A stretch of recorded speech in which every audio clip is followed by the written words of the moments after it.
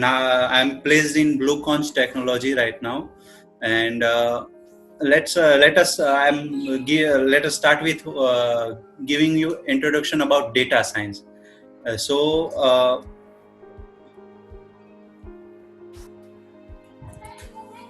what is data science? So here is a definition from online, but I know that you might or might not get it. I'll explain you. So it is not much hard.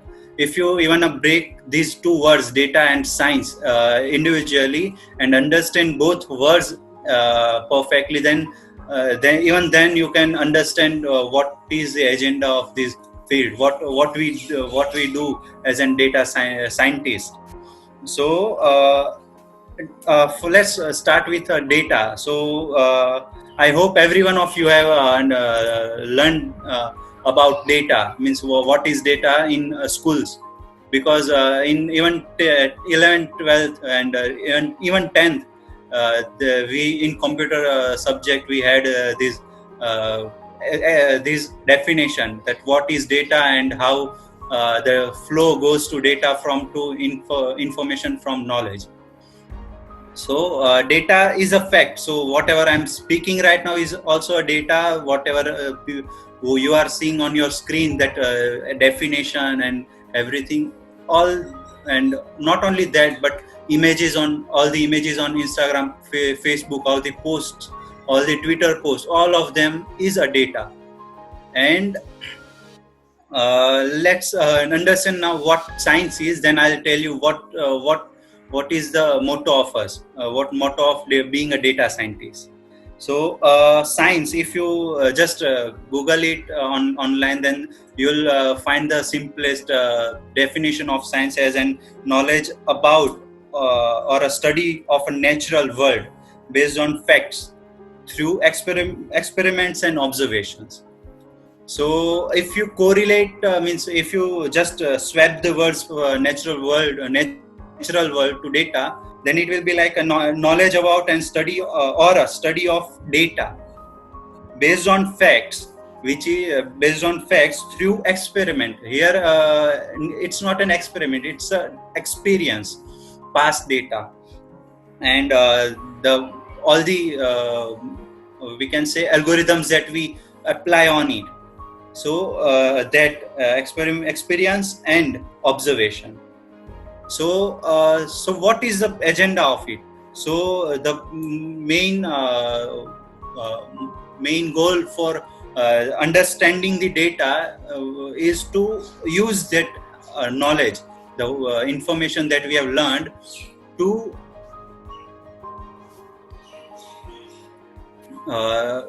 use it in organization or in this real world, and make some changes, make some effect onto organization or a social and our environment or a social life. So the idea is to use the past data, understand it, and use it for making some prediction or using this knowledge to make some impact in the society. So the next this is what data science is. And now we'll understand why data science. So before that, I just want to make you aware. So this is a saying that I've just copied from somewhere online. So it says that the ability of taking data, understanding it, processing it, extracting value out of it, visualizing it, and communicating. So right now you must have think that how can we communicate with data? So you will understand eventually, because it's just a querying data or fetching out some information, asking the question to a data, and it will in a query form, and it will give you some result. So this is what communication means here. So using all these all these is going to be an important skill in next decade, because we know that how much data is being generated every day. So let us go to a next topic, which is why data science. But there's some example I want to show you why data science, on the why data science. So we know that assume that there's a small shopkeeper. So he is owning a general store. So he must have aware about all the things that he has he has in stock in his store, and all that. Not only that, but which product is being sold more, which customers buys more, which product, and how much stock is there, and what is the difference, differentiate between the sales of different different products, same product from different vendors. For example, Maggi and Yippee, both the companies make noodles. But which product is more famous? Which product is intended to buy more? Which customer buys which product? So all these information and all this knowledge, he must have known all of this, because it's a small shop. He owns a small shop. But what if he owns a mall like Big Bazaar? Then it is very hard for him to understand which product is being sold more, and what customer intend to buy what product. So all these quotient, means we can say a quotient, like a quotient or analysis, is very hard for a person who runs a mall. And for that we have created systems like BI tools, which helps them to understand their organization, their sales, and their working of the whole organization. So this is why we use data science. And even there are some more. So here in this slide, you can imagine, you can see that first reason is to unstructured and semi-structured data. So right now, so we must have known that even for the elections, so for last Indian election for Prime Minister, so I read one article in newspaper that they are using data scientists, means they are hiring data scientists to know that who will win in the next election based on the Twitter, all the Twitter and Facebook posts. So how they are doing it? So we know that on Facebook and Twitter, all the data is unstructured. It's like it's maybe an image or a text, some text. So based on analyzing all that data, they just try to know that what type of people knows wants what type of what people wants from the prime minister or a next prime minister, and based on that they create a speech or then give a speech, and then they eventually wins the election. So BI tools that are not capable of processing these huge volume. So we know that first traditional systems are only made for structured data. There are so many.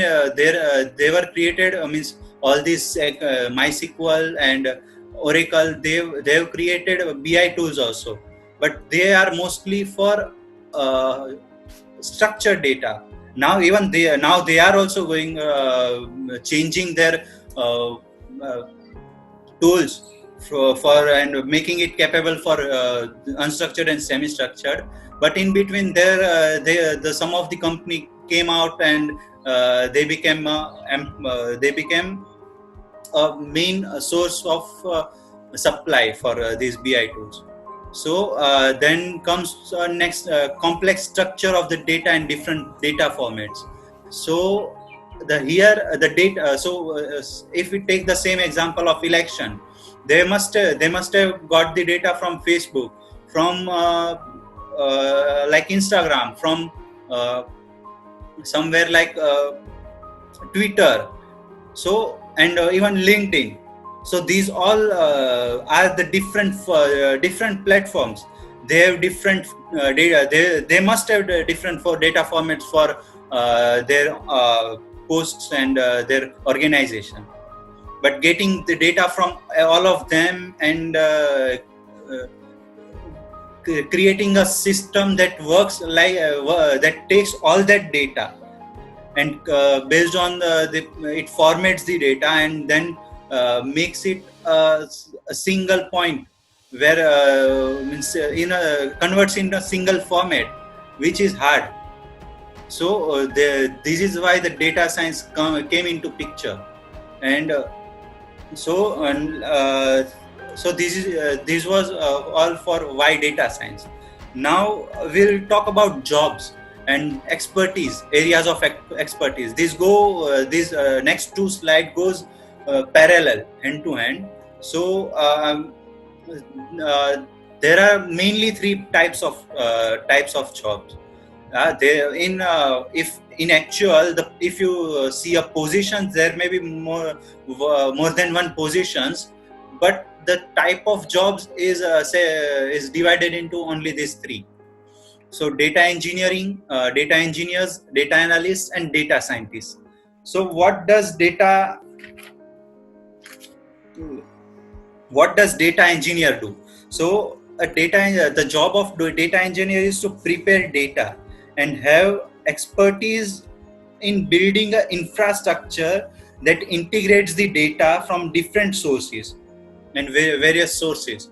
So if we go to the next slide, so these are the areas of expertise, and the data engineer's job mostly falls into data engineering, data mining, cloud computing, and data management systems.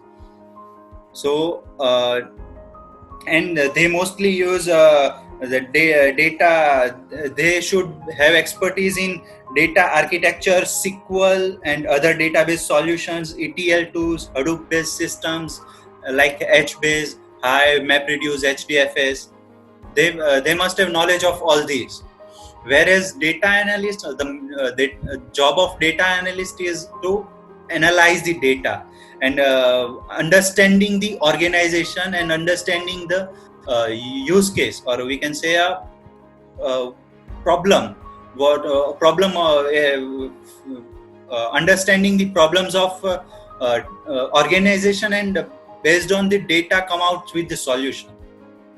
So a data analyst must have knowledge of mathematical and statistical abilities. They must have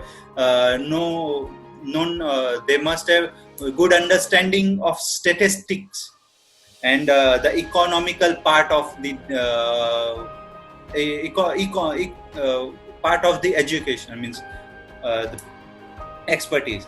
Then he must have as for a technical, he must know the SQL queries, SQL or other databases, based on what database the company organization is using, because not all the organization is using same database.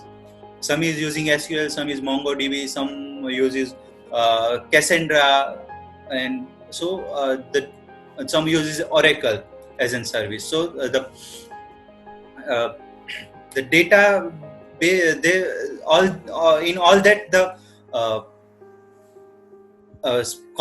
basic concept is the same, but the queries are different, or the approach for operations is different.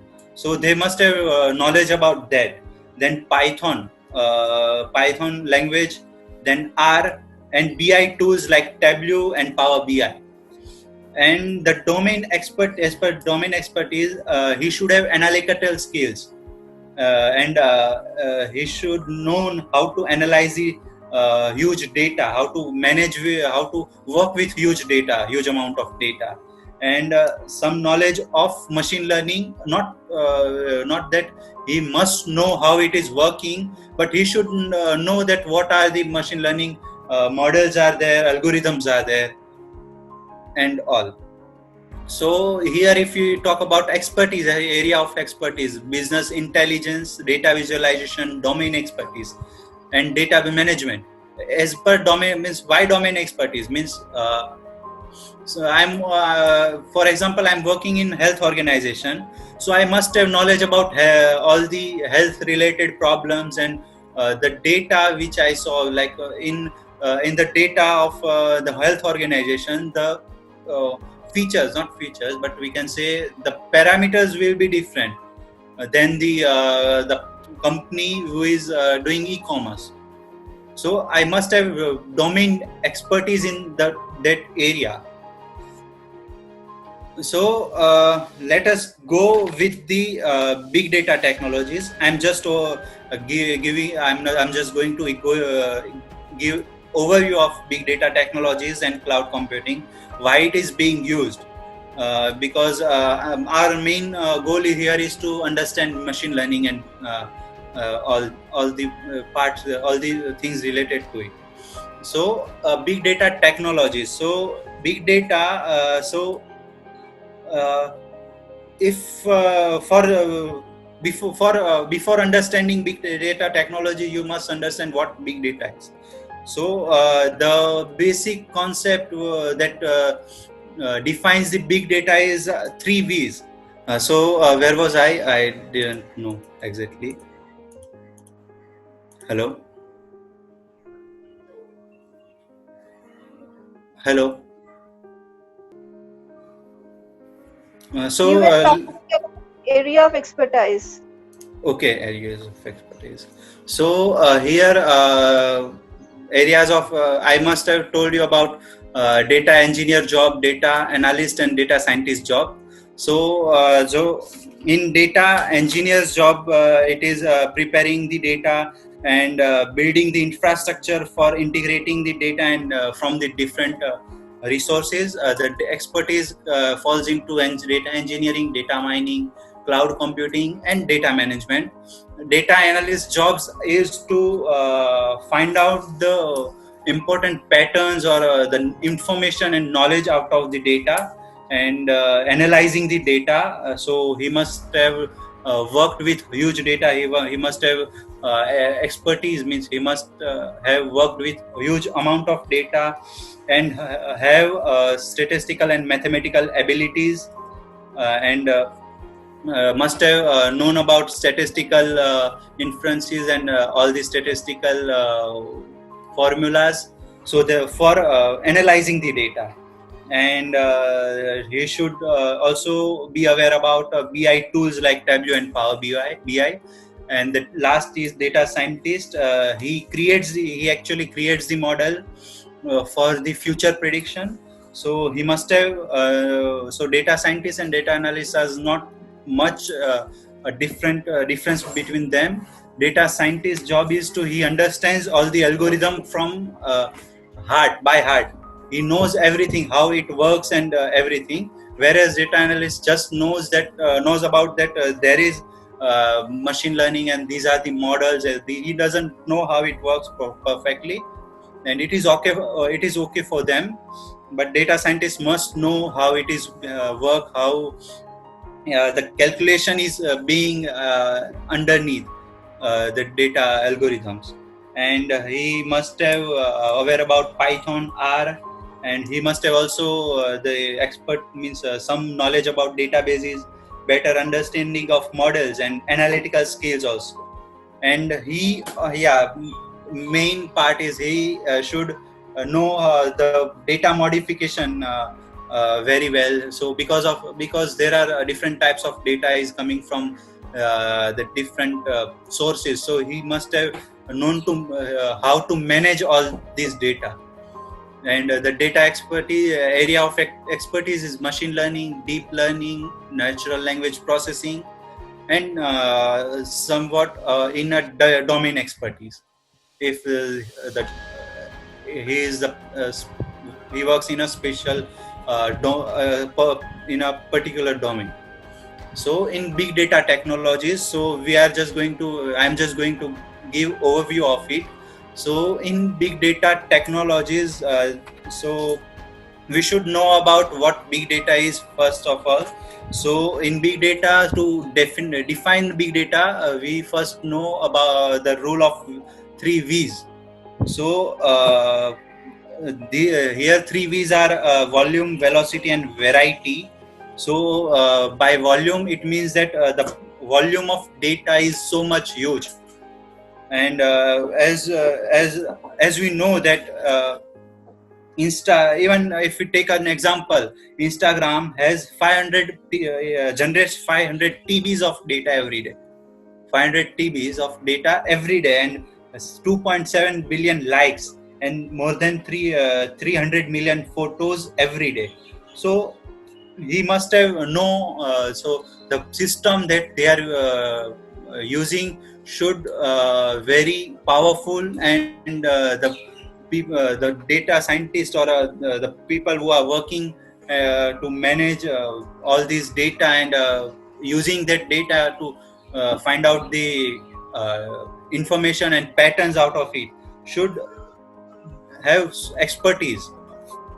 So the volume of data is huge. Velocity, so the volume, we have seen volume, but speed at the data which is coming is also too much fast. It means in uh,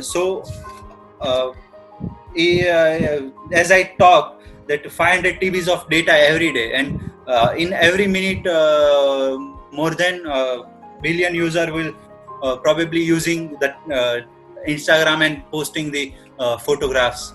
So the data at which speed it is coming is high, and the variety.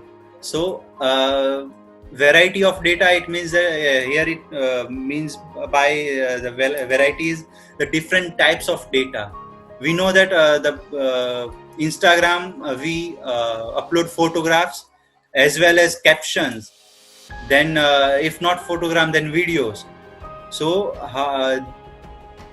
and so we can understand that how the different types of data is there. Even text is there, video is there, even image is there. So this is it. So that is why we use big data technologies, and in that the Hadoop system is very much used, and cloud computing is also is being used nowadays more. And if not Hadoop, then there is some alternative of it, like Hortonburgs and other competitors of it. So what type of expertise should this person have? So he must have known Scala, Java, Python, these languages. Along with that, Hadoop, means if it is Hadoop, then Hadoop technology, how it is working, MapReduce, then Hive, HBase, Pig, Kafka, and understanding of all these, and how to code in these languages. So he must have known all these. And then if we talk about cloud computing, then as we know that in today's world, most of the companies using cloud storage.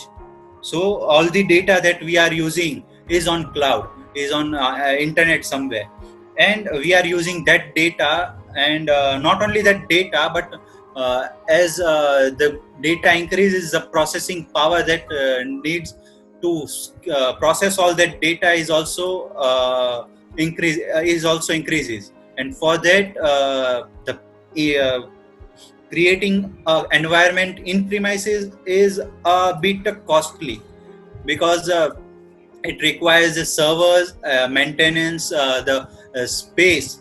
Whereas using the cloud computing, it just requires a account and the knowledge of using the cloud computing, cloud services, and the money that means the money that you rent the infrastructure for.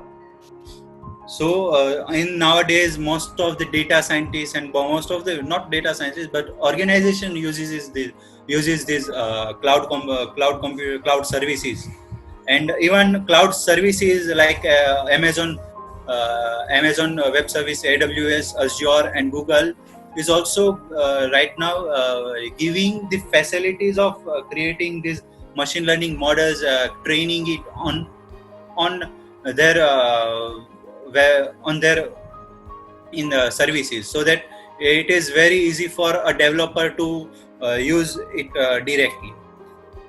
So next, I'm going to talk about why means. Next, going to talk about machine learning, and in machine learning we use Python and R mostly.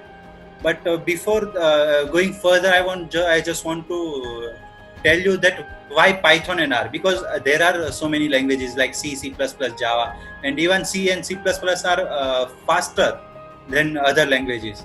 Then why Python? Not why not C and C++? So the main intention of using Python and R, because it is open source, and there are because it is open source, then because it is open source, most of the developers creates libraries and other tools in Python and R, and outsource their development and their product. So we can easily use those products without any free of cost, means not means we don't have to pay for these libraries, and it provides great functionality with mathematics, statistics, and scientific functions. And R is mostly created for statistical and scientific purpose. And even deep learning frameworks are available in Python, and the libraries like NumPy, Pandas, Matplotlib, SciPy. These are the libraries which is being mostly used in data science, and as a data scientist we mostly use it. So these are available in Python. So we use these libraries.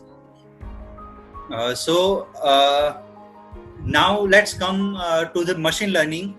But machine learning, some people also think that machine learning is something like AI, but it is not. So I just want to differentiate between machine learning and AI. So AI is what we see. I mean, what is AI first of all? So most of us must have think that it's something that we saw in movie.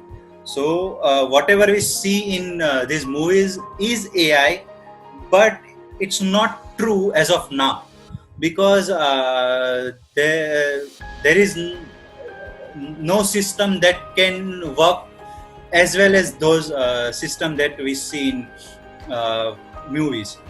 So AI is artificial intelligence. It is the way of making us. It is a way of creating a system that can think like us, or we can say take judgment by its own, or take a decision by its own, and take and perform some task. So AI is mostly algorithms and mathematical calculations after all, and the machine learning is the one of the way of implementing the artificial intelligence. There are so many other algorithms are also there also, like BFS, breadth for search, DFS. There are so many algorithms. There are so many other ways of creating AI.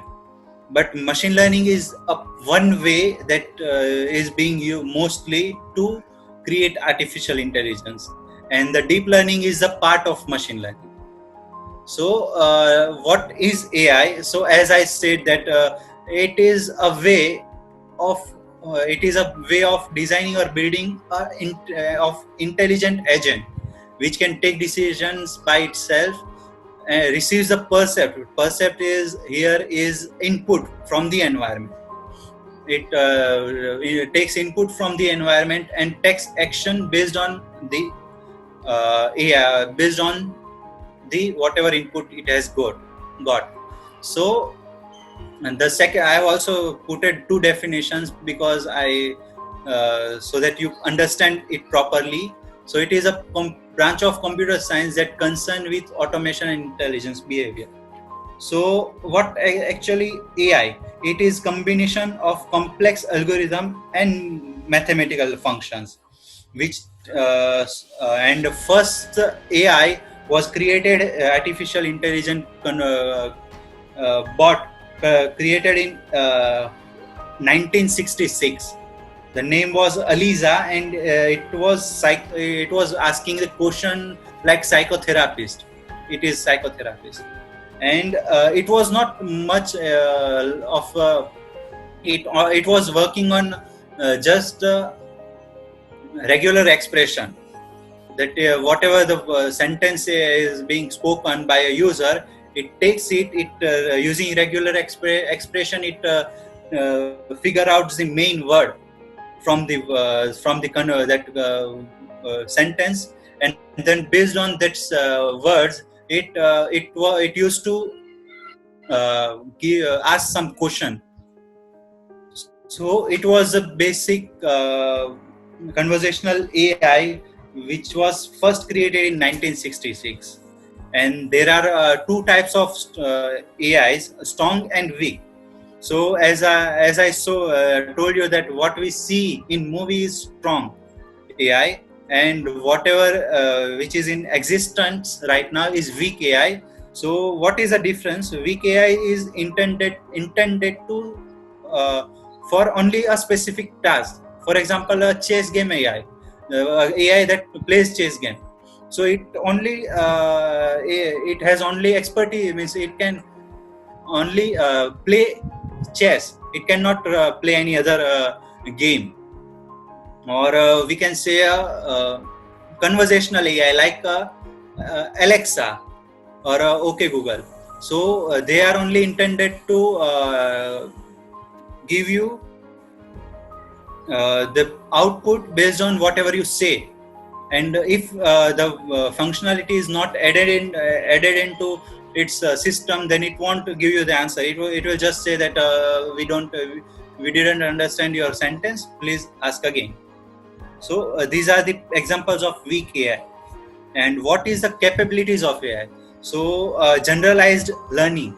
So with this word I mean that if I have trained the AI on one task, then it should able to perform the task which is similar.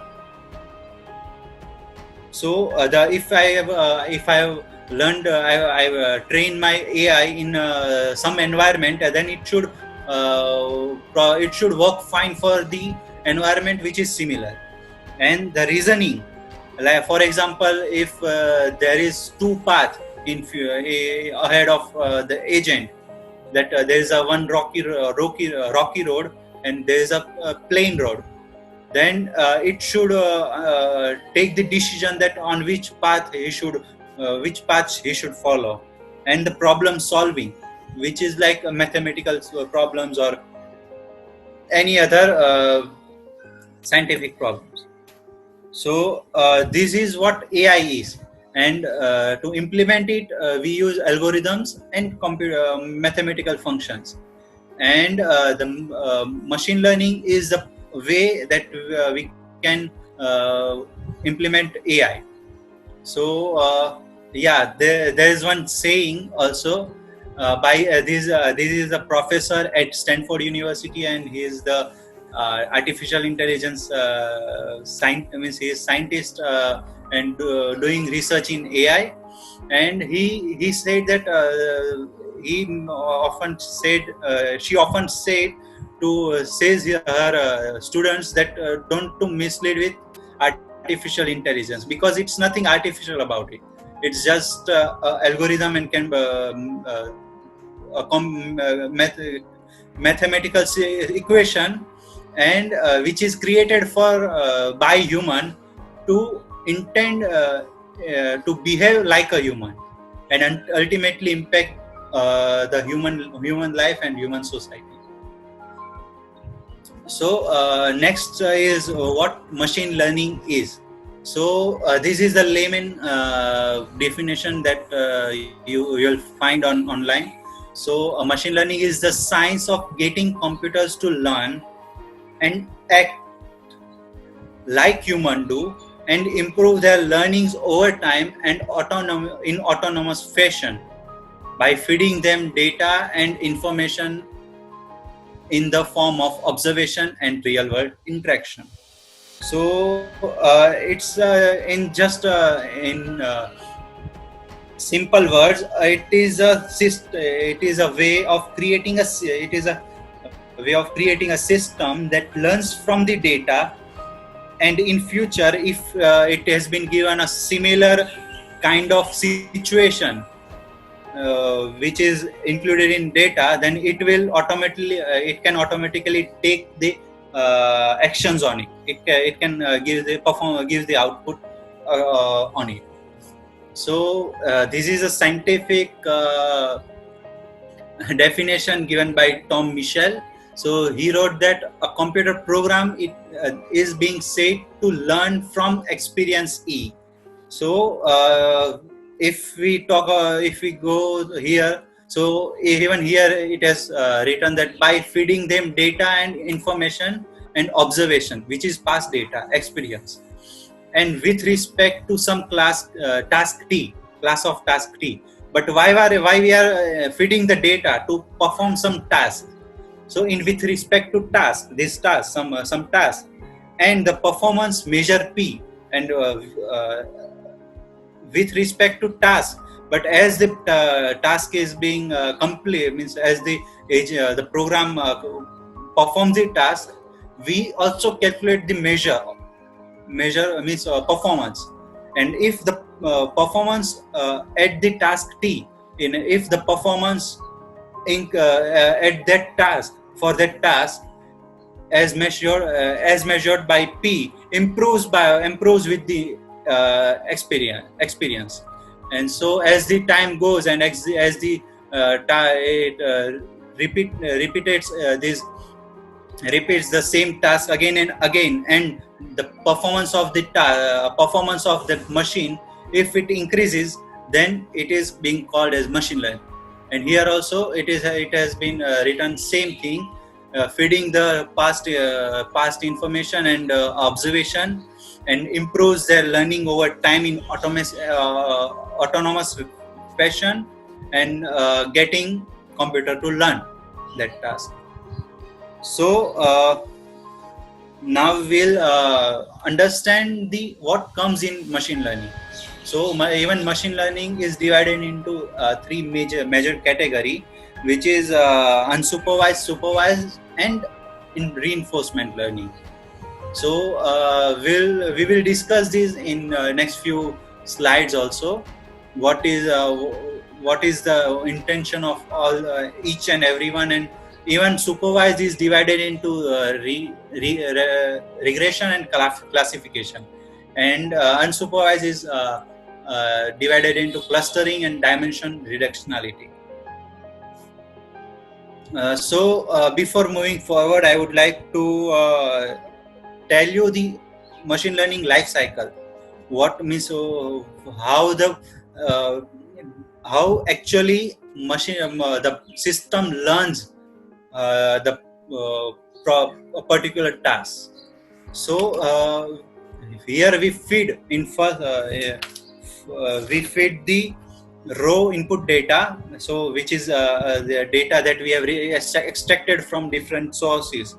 So we feed this data, we take this data, and then we try and pre-process the data. So what comes in pre-process? So it is transforming data, encoding data, that the machine can understand the data. Because as we know that, for example, let me take an example that you are trying to predict that if the student has earned this much of marks in these subjects, then whether he will get the admission in particular college or not. So in that there is a column named age also, column named age. So here age will be male and female. But does the computer understand the male and female? No. So for that we actually converts into a binary or a category, or like 0, 1, 2, 3. If there are more, if it's a there is a male, female, and other, then 0, 1, 2.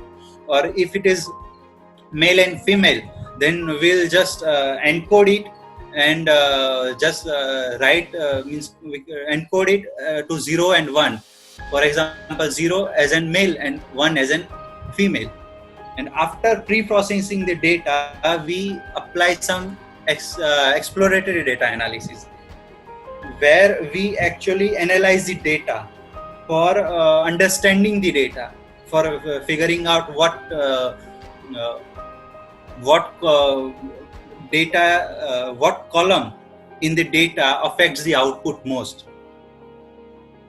And we summarize the main characteristics using visualization. So here there are so many libraries, like you'll find like Matplotlib, Seaborn, which is only for which is being used for EDA, this exploratory data analysis. And here we understand the underlying trend or pattern and relationship between correlation or relation between the columns. After understanding the data, we why we understand the data first. So we know that what output we need and what input we need, but we should understand that what input affects my output. Then only I can I'll be able to train the machine learning algorithm or my model perfectly without minimum error. Because I cannot no one can say that there will be no error in a machine learning model, but with the minimum error. So I should be able to understand the data perfectly. So that's why we do exploratory data analysis.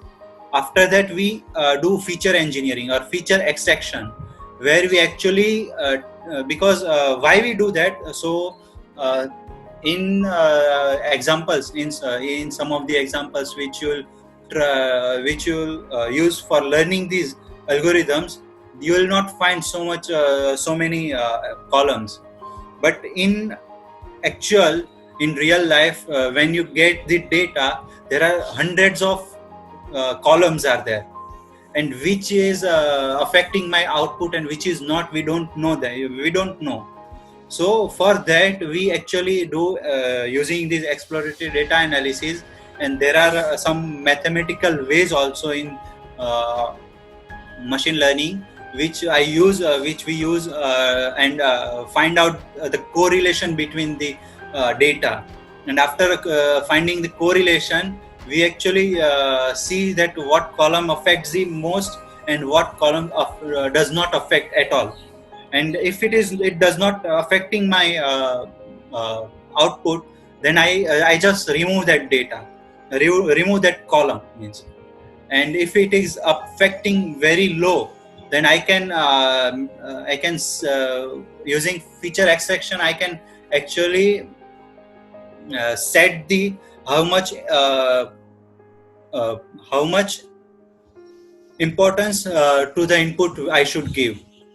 So this is why we use feature extraction. We do feature extraction, and then machine learning models, algorithms. So in machine learning algorithms, most of them are statistical and mathematical functions. And here the idea is to feed the data into that equations, or into that model, into that mathematical function. For example, we know that y is equals to mx plus c. So this is a simple linear function that we have learned in our schools. So we know that y is equals to mx plus c. Here we have x and y. So the input I am getting is x, and there will be a y also output what I want. And using those two, I actually calculate the value of m and c. In mx plus c, I actually calculate the value for m and c, and after calculating that, I use those m and c value to predict for the next some other x, that what will be the value of y for some other x, which is not in the raw data, So our goal is to find this fit these mathematical functions and find the correlations. So after finding the correlation, we select the model selection part come. So here we do model selection because not all the algorithms gives the same accuracy. Using different algorithm, you'll find different accuracy, you'll find different performance measures, and you only select those algorithm, one or two algorithm which gives the best accuracy. So we do some model selection, and here there's one more thing which is model parameter tuning, but I have not included it into this because it is just an overview. Because if I'll explain the model tuning, then it will go far into the machine learning. But there is also model tuning which comes in model selection part. So there we have the same model, but we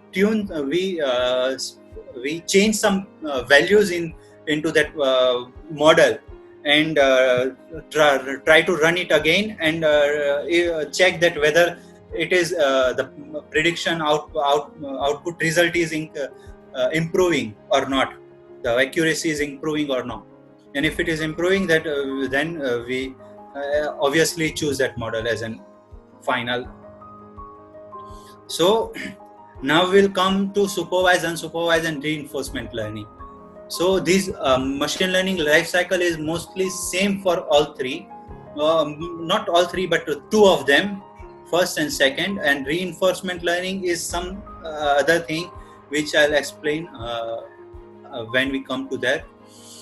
So supervised learning. So our goal is to find a useful approximation of a function f of x that underlies predictive relationship between input and output. So in simple language, I am giving input x, I am telling this should be the output, and then I train the model. And the model, after training the model, I try to predict for some new unknown data. So in the diagram also you can see that this is the pictures of apple, and we are also telling that these are apples, and we train the model, and after the training, model will automatically by itself will predict that given a photo of apple, that it is apple. And our goal is to do that. So algorithms are referred to as supervised because they learn making prediction given examples of input data, and our models are supervised and corrected. So it might happen that first time I give the input the pictures of apple and apple and mangoes, and I'm telling that this is the apple, and the mango in front of if it is a mango, this is a mango, and I'm training it. But sometimes it happens that after even giving I have given the apple image of apple, it predicts that it is mango, and to correct it, we use some algorithms, optimizing algorithms, which you'll learn if you go into deeper these. So we also there are also optimization algorithms who actually corrects the output. If it is predicting wrong, then we tune the parameters again and try to fit it in a right manner, so that it can give the right answer to my questions. So the next is so these are the supervised machine learning algorithms. So linear regression, logistic regression, which is a classification. Linear regression is a regression regression model. Support vector machine is a regression and classification model both. Naive Bayes is a classification model. Deep decision tree is the both regression and classification model. KNN is also both, and neural network is also classification and regression. So next is unsupervised learning. So in unsupervised learning, there is no instructor or no teacher. So in the supervised, I'm giving the image of apple and giving telling that it is an apple. But here I'm not telling that it is an apple. Instead, there are so many fruits are there, and based on the colors and the shape of the fruit, it automatically segregates the data. And in unsupervised learning also it does the same. That given a data, it tries to learn a pattern. It tries to differentiate two different records or two different input records. So if we take an example, then you must have known that bank segregates their customer based on their performance. If the EMI, then is a person is paying EMI regularly or not, and there are many more factors which is being taken into observation. And after that, they segregates the customer, and if for the best for the customers who pays their EMIs regularly, they give some offers, like you can take one, you can add up in your loan amount or something. So this is one use case. And second is phone company based on user data and plan segregates the user, and so that they can provide the users different offers and market their or products. So in here, the hierarchical clustering, k-means, or DB-scan, optics algorithms, and mixture algorithm models are being used mostly. So now it comes to reinforcement learning. So in reinforcement learning, we don't have a past data. We might not have past data, but based on the calculation and based on the mathematical function, the agent takes the input from the environment, and based on mathematical function, it try to predict the output, try to calculate the output, and takes the action on it. And if the agent is right, then it is being rewarded. And if it is not, then the agent is being penalized. And this way, the agent actually learns. In every iteration, it learns and update their parameters and increase the performance. So here the examples are games. So we know that chess game and some other games, like even in if we see that Dota and CS:GO and PUBG, these games has a bot in their system.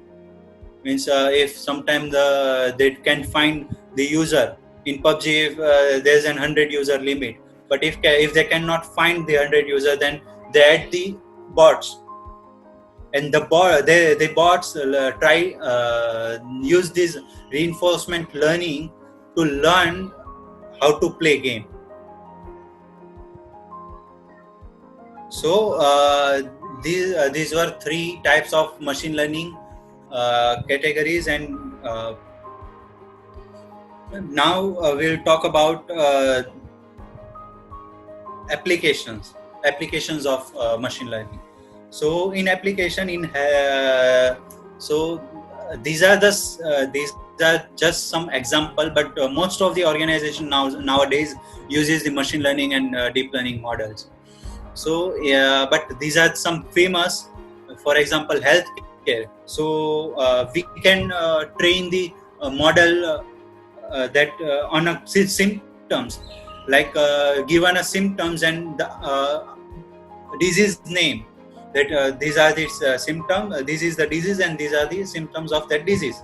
So given a disease symptoms of the disease, we train the model and it learns, and then after it learns we can create an application, on online application, that only asks the user for the symptoms, that he has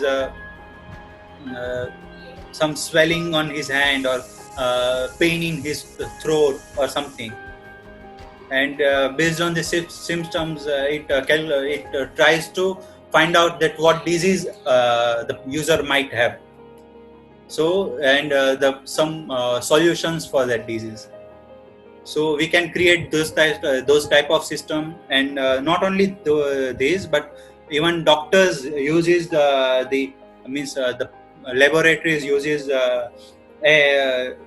this machine learning approach to train X-rays and MRIs on it, and find out the infected area in that X-ray or MRI. Then the sentiment analysis. So as I gave an example of election. So it is one sentiment. It is one use case for sentiment analysis. It tries to understand the sentiments of the user. Then product reviews. So all the e-commerce site has a feedback system, and we most of the customers review the products, and based on the review they actually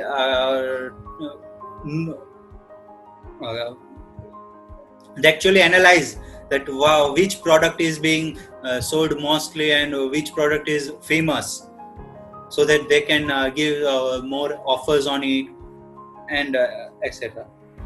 And then fraud detection. So we all know that Gmail automatically segregate spam and not spam mails. So how it does that? So they have their own spam detector, means the system that divides these mails into spam and not spam, and you can report it. So if some email is spam and it is not scanned as an spam, then you can report it, and that report goes to the Google, and they add that into their database, and in the next run of machine learning model, it learns that, and the next time if you get those mail, it will automatically goes to spam. And e-commerce sites uses recommendation systems for recommending the products and everything.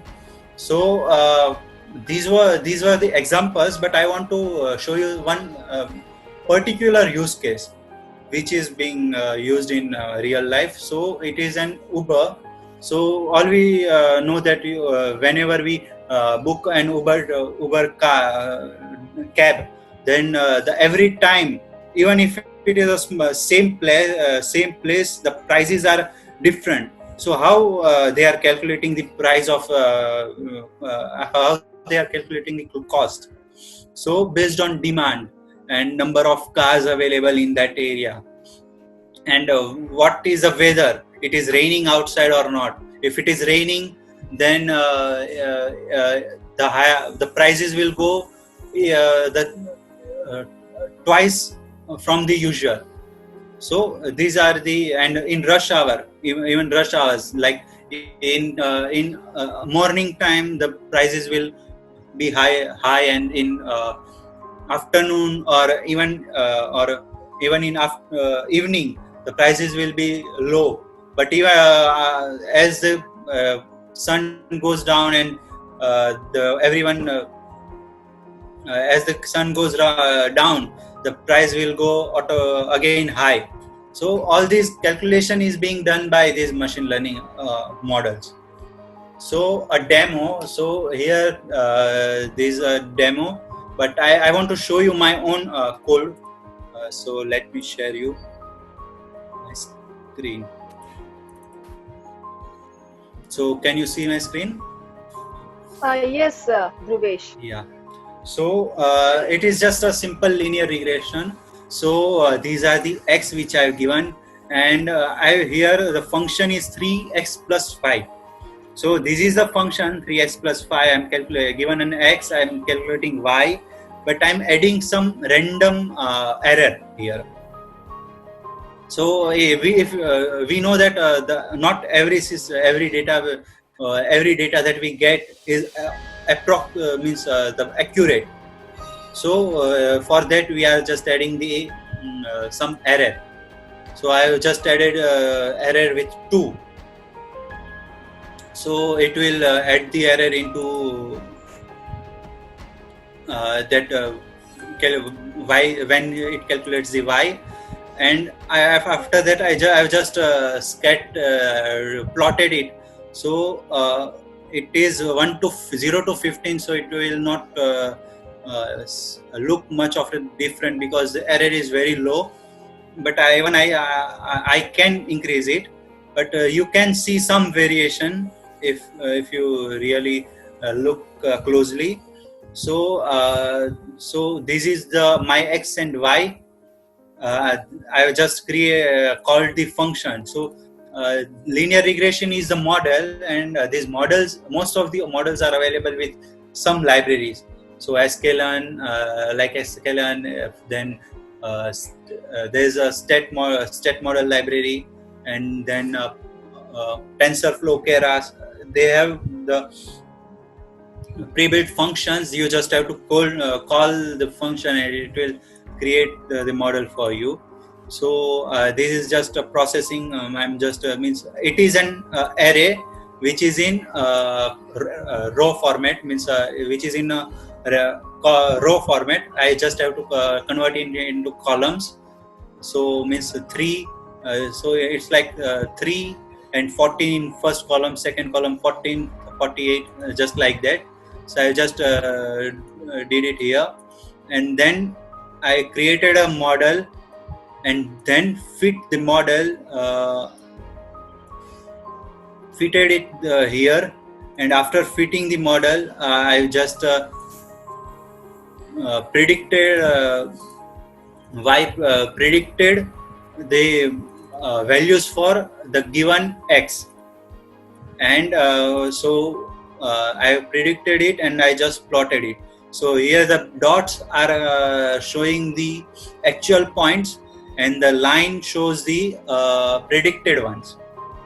So it has learned that it is a straight line. If it is some other curve, if it is like a sine curve, then even I can do that using polynomial regression. And for different types of data, and so before going into choosing the model, we have to plot the data and see that what type of data, what patterns is there in the data, and based on that data patterns, we have to choose the model. So I just fitted the model, and after fitting the model, I am just predicting for 19. So for this equation, if I give the x is equal x as in 19, then the y should be 62.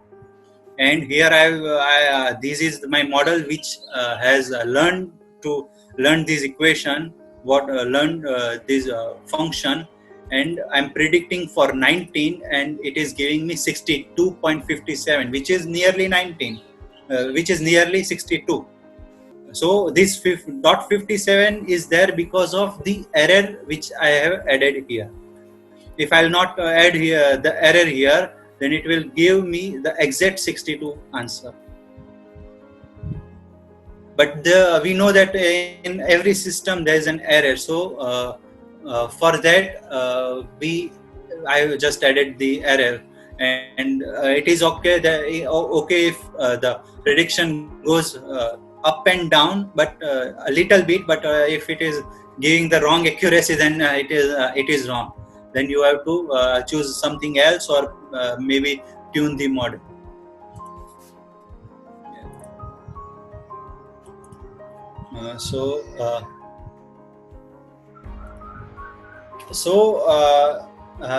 I hope you can see my screen.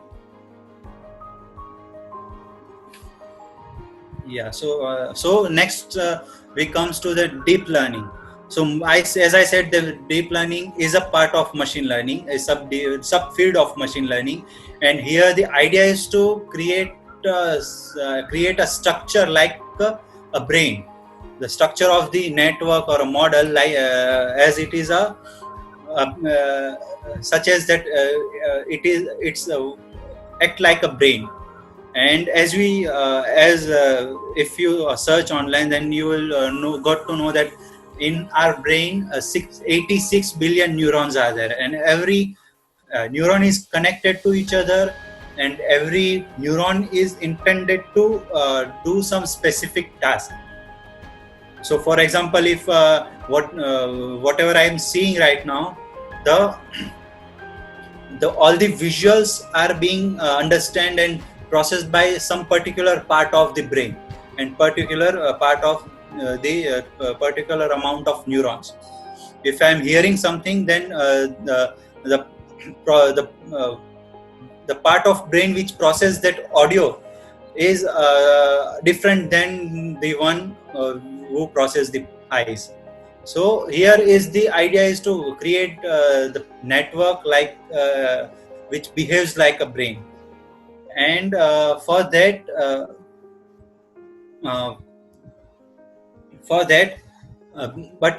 before I'm make you actually explain how it works, I just want to show you why we use deep learning. So as the performance goes as the amount of data goes high, the performance of machine learning is not decreases, but it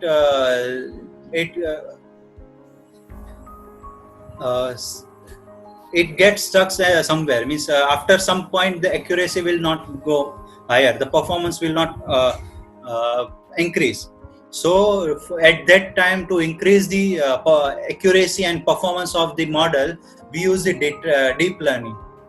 So and one more reason why we use deep learning, because if there are so many features, so many columns are there in data, then doing the feature engineering and understanding which feature to keep and which to discard is hard. Instead, the deep learning automatically does that. It automatically calculates the importance of feature, it means the importance of that column. So feature, we call the column a feature in a data scientist language.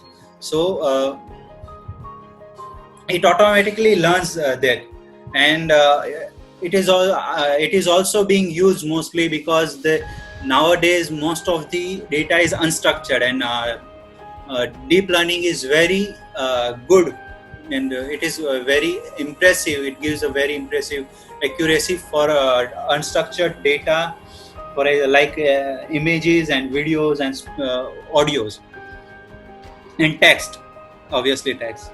So for the image classification, natural language processing, speech recognition, and these kind of use cases, we use deep learning.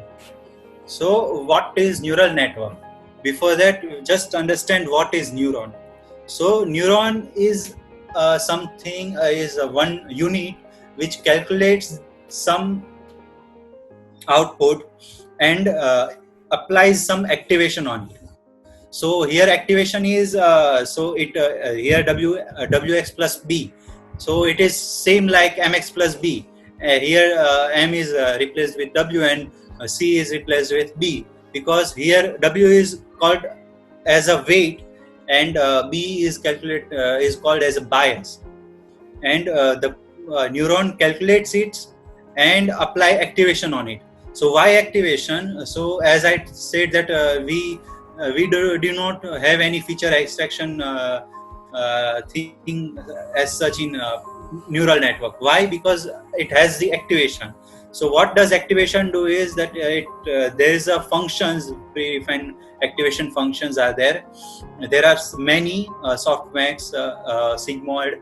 So that functions actually calculates the means after calculating the this output, we give this output to activation, and based on the importance. So even the neuron, the network learns that how much important that column has. So importance it is being learned while the training, and after the training after the training it learns that whether the output of this is how much importance it has, and based on it provides the output to the next level, next layer or next level, to the next neuron, we can say. So here is the neuron which we have in our brain, and here is the we use in neural network, artificial neural network, and it is kind of same. So here these dendrites. So these let me use laser. So these what you are seeing takes the input, and this is a part where the actually calculation is being, the process of that processing on that data is being done, and this is where the output is being given to next neuron.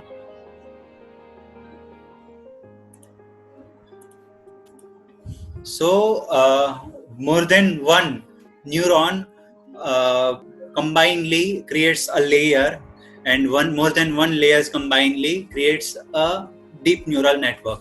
So this is the simple neural network with one hidden layer, and this is in the other hand it's a neural network with more than one layer, hidden layers, and which is called as deep neural network. So here the blue box which is input layer, which is x and y, and output layer is the output, and all the calculation is being done in the middle, and how actually it is being trained. So there is a whole theory on it. Means there's, if we talk about deep learning, then even 1 more hour will be passed, and mostly you will probably learn 50 or 60% of it, because here the actually as I shown here the wx plus b and sigma. So all these neuron has wt, different wt and b. So here on one first wt or b is different, and in other in the same layer is different. In the next layer also there is a different values for that. And when we train the model, our main intention is to find out that w and b value and active b value, so that it performs the output, it gives the output and perfectly. So some examples of the deep learning, so there are many. So even if most of us have used Google Translate. So have you ever thought that how Google is translating the text into some other language? So it is deep learning which is being used there. For Google Photos, which segregates the photos by faces in our Google Google Photos application. It is also a deep learning algorithm.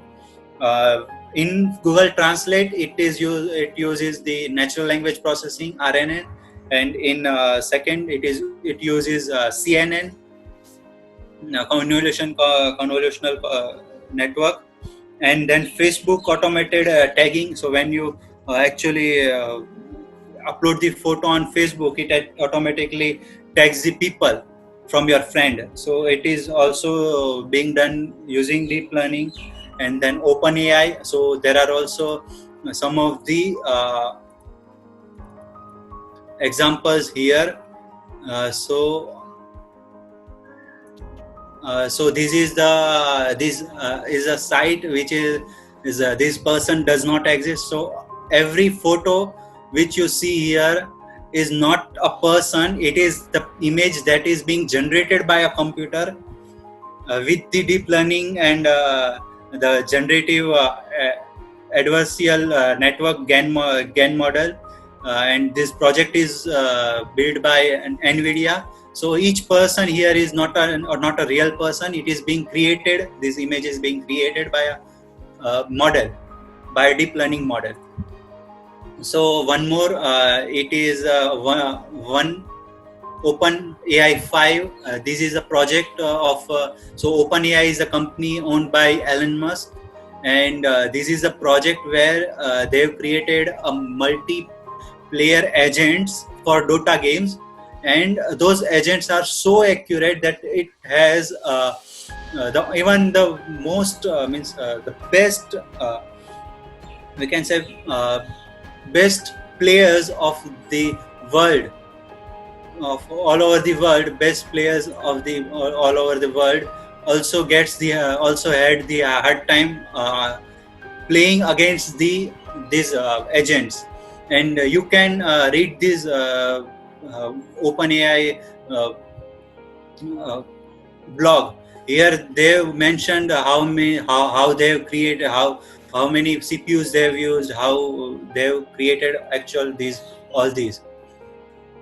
And then this is the one more multi-agent interaction use case they've created, where the agents try to learn how to play hide and seek. So here the red agents are the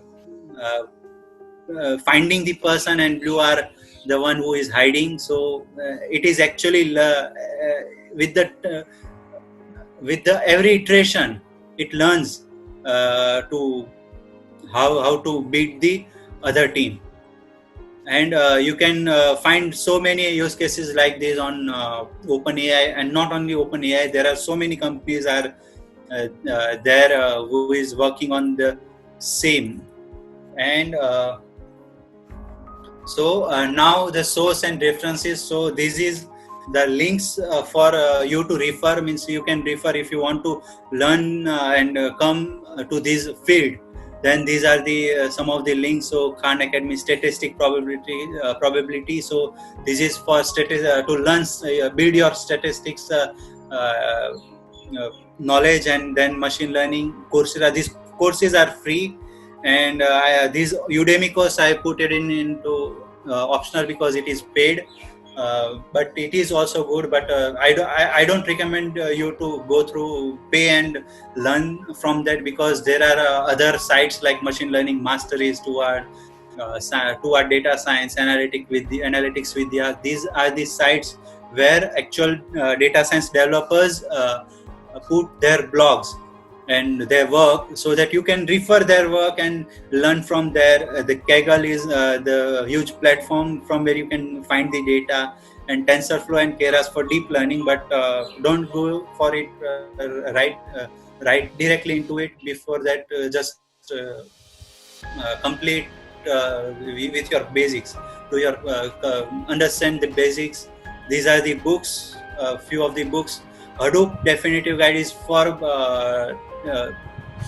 the big data developer, those who interested in Hadoop and big data, and the machine learning guides and hands-on machine learning So these are the books and question answers if anyone has any. Thank you, Dhruvesh. I can see one question that are there any prerequisite to learn data science? Not actually, but you must have some knowledge about linear regression, linear algebra, calculus, then Python basics, Python how to code in Python.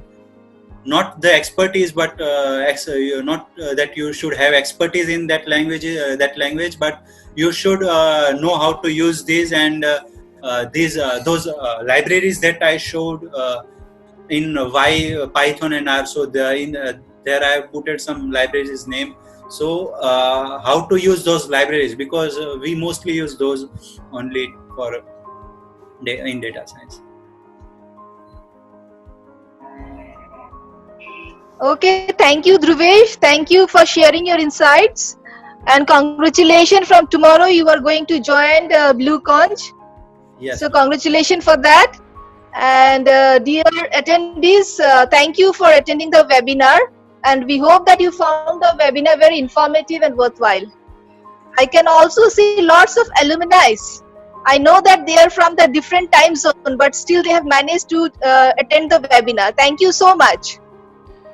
Yeah, thank you. Dhruvesh, thank you everyone for please joining. accept our sincere appreciation for the outstanding presentation. This is from all of us, from all the faculties of School of IT, Auro University. Thank you, ma'am. Thank you. Thank you, ma'am. And even for those who are in Auro, I just before few days back I was surfing on LinkedIn, and there's so I found that there's one professor who is actually doing this research in these areas. So you can go to them, go to him if you have some questions about means if you want to eager to learn this, and if you are stuck somewhere, then you can go to him. The Akhilesh Latoria sir, he is good at cloud computing and big data. So you can go Yes, to just to add with that, School of IT Auro University have started with some online certification courses on data analytics, cloud computing, cyber security, and AI fuzzy logic and neural network. Yes. So you can always join, and you can visit for further details at the Auro University Facebook page. Yes, Dhruvesh? Yeah, ma'am. Yes, ma'am. You were saying something? No, I was not. Okay, thank you for the great session, Dhruvesh. Thank you, ma'am.